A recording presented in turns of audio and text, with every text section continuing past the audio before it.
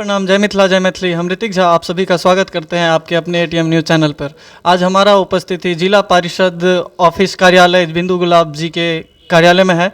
आज यहाँ पर जो बिंदु गुलाब यादव जी जो जिला परिषद के अध्यक्ष हैं और उपाध्यक्ष पर जो जिला अविश्वास प्रस्ताव लगाया गया था, क्यों लगाया गया था और क्या रीज़न था, वो हम जिला परिषद अध्यक्ष बिंदु गुलाब यादव जी से जानेंगे और आप लोगों के बीच साझा करेंगे।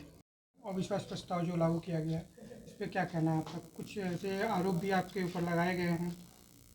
आपके चैनल के माध्यम से सर्वप्रथम आप सभी को, समस्त मधुबनी ज़िलावासियों को नव वर्ष की ढेर सारी शुभकामनाएं। आपके क्वेश्चन को आंसर करते हुए, अविश्वास प्रस्ताव सदन में आज ज़िला में आज आया है। बिहार पंचायती राज का नियम है, 2 साल के कंप्लीशन के बाद प्रोविज़न है कि एक बार अविश्वास प्रस्ताव लाया जा सकता है, जिसका यूटिलाइजेशन आज किया गया है। कुछ मेंबर्स द्वारा आए हैं, उसको फेस करेंगे डेफिनेटली।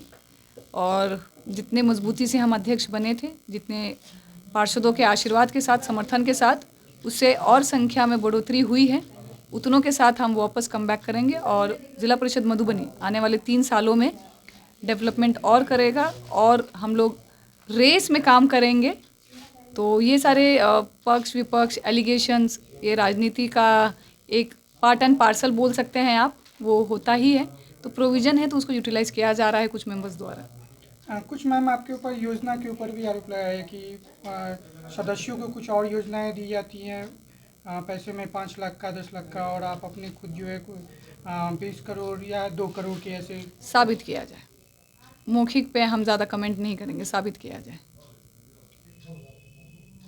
नहीं, इनवैलिड थिंग्स है ये सारी। विकास को लेके मुझसे ज़्यादा एक्टिव कौन है?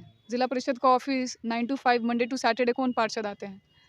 2-4 जो पार्षद ऐसे हैं, उन्होंने तो अपने क्षेत्र में विकास के लिए, अगर मैं डेटा दिखा दूँ, वो अपने क्षेत्र में सर उठा के नहीं जा पाएंगे। एक योजना का काम नहीं किए हैं।